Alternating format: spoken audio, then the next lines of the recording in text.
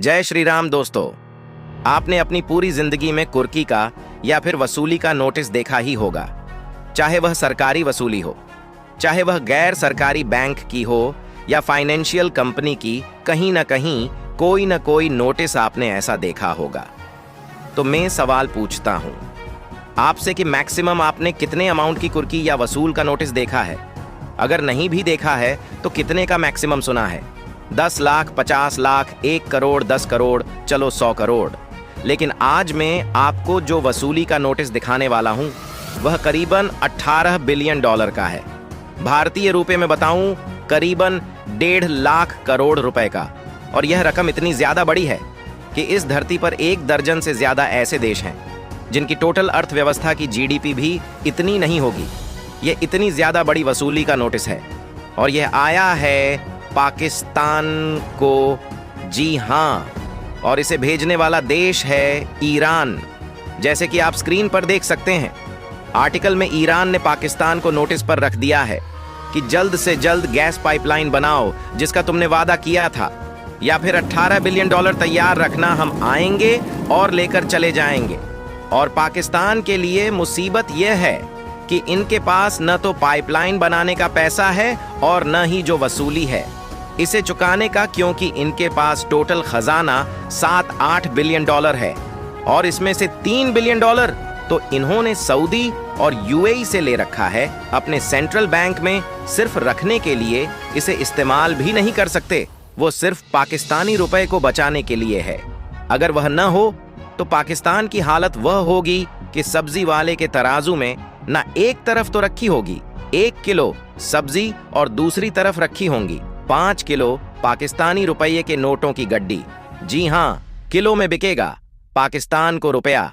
इसीलिए वह सिर्फ सेंट्रल बैंक और उनकी करेंसी को सपोर्ट करने के लिए है। एक्चुअल में जो एक खर्च कर सकते हैं तो 4-5 बिलियन डॉलर है, और वह भी सारा कर्ज ही है जो इन्होंने IMF, चीन वगैरह से लिया है।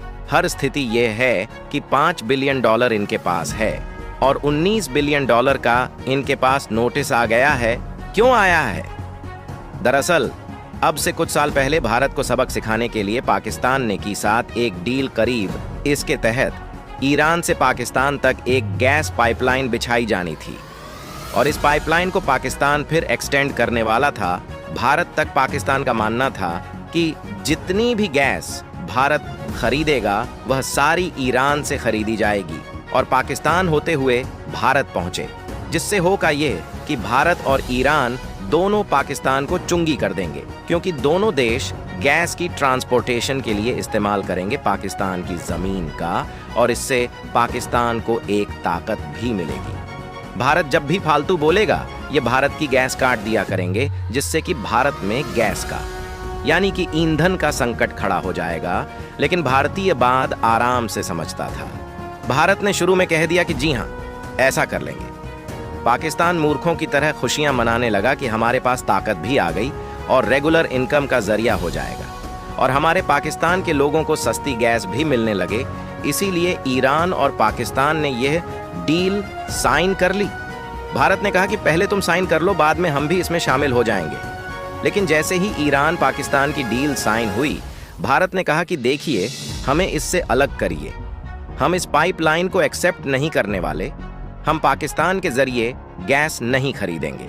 और यहीं पर पाकिस्तान फंस गया कि पाकिस्तान इस पाइपलाइन को कर्ज लेकर बनाने वाला था और उन्हें उम्मीद थी कि जब भारत पाकिस्तान के जरिए इस गैस को खरीदेगा तो उससे इनकी कमाई होगी, उसी लोन भी चुका देंगे और की अच्छी खासी जो खजाना है वह भी भर जाएगा।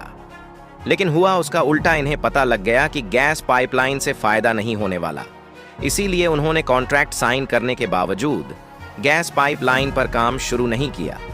ईरान समझदार था। ईरान ने क्या किया? इस कॉन्ट्रैक्ट के अनुसार अपने हिस्से में पाकिस्तान के बॉर्डर तक ईरान अपने पैसे से पाइपलाइन बिछाएगा। फिर आगे ईरान के वध से अपने देश में पाकिस्तान अपने पैसे से पाइपलाइन बिछाएगा। ईरान ने अपने हिस्से का काम पूरा कर लिया, पाकिस्तान के बॉर्डर तक प्राकलन पहुंचा दी। लेकिन पाकिस्तान ने ईरान के बॉर्डर से अपने देश में काम जरा भी नहीं किया, और यहीं पर ईरान ने पाकिस्तान को फसाद है, क्योंकि कॉन्ट्रैक्ट में लिखा है कि अगर पाकिस्तान समय रहते काम पूरा नहीं करेगा तो उसे $18 बिलियन मुआवजा के तौर पर ईरान को देने पड़ेंगे, लेकिन पाकिस्तान की सरकार और सेना के कान पर जूं तक नहीं रेंगी। इन्होंने सोचा कि ऐसे ही कुछ नहीं होगा, लेकिन अब ईरान ने कानूनी कार्रवाई करती है। पाकिस्तान की सरकार के खिलाफ और इनके खिलाफ यह नोटिस दायर कर दिया है कि जल्द से जल्द या तो काम पूरा कर लो कुछ ही महीनों में, वरना हम अथवा $1 बिलियन लेने आ रहे हैं, और अगर तुम पैसे नहीं दोगे तो हम जाएंगे इंटरनेशनल आर्बिट्रेशन में। वहां पर हमारा मुकदमा जीतना 100% तय है, क्योंकि हमारे पास लिखित में कॉन्ट्रैक्ट है जिसमें पाकिस्तान के सिग्नेचर है। इसीलिए मुकदमा जीत के तुम्हें हमारे पैसे देने होंगे। लेकिन अगर तुम इंटरनेशनल ट्रेशन की बात नहीं मानोगे, दुनिया भर में जो पाकिस्तानी सरकार के एसेट्स हैं, जैसे कि पाकिस्तान इंटरनेशनल एयरलाइंस के जो भी वहां पर जहाज हैं, उन्हें जब्त कर लिया जाएगा। वो सब के सब ईरान को मिलेंगे। इसके अलावा पश्चिमी देशों में पाकिस्तान सरकार के कई होटल भी हैं। जी हां, यह होटल भी चलाते हैं। वह जब्त करके इन्हें दे दिए जाएंगे, और क्योंकि पाकिस्तान की सेना भी सरकार का हिस्सा है, तो सेना के अधिकारियों के जो भी बंगले कोठी है दुनिया भर में, वह भी जब्त कर लिए जाएंगे। के अलावा पाकिस्तान की जो भी सरकारी इमारत, भवन या दूतावास होगा, उसे भी जब्त करके नीलाम किया जाएगा और उसकी रकम ईरान को दी जाएगी, भले ही राम पर सैंक्शन लगे हो, लेकिन ईरान को यह सब कुछ मिलेगा।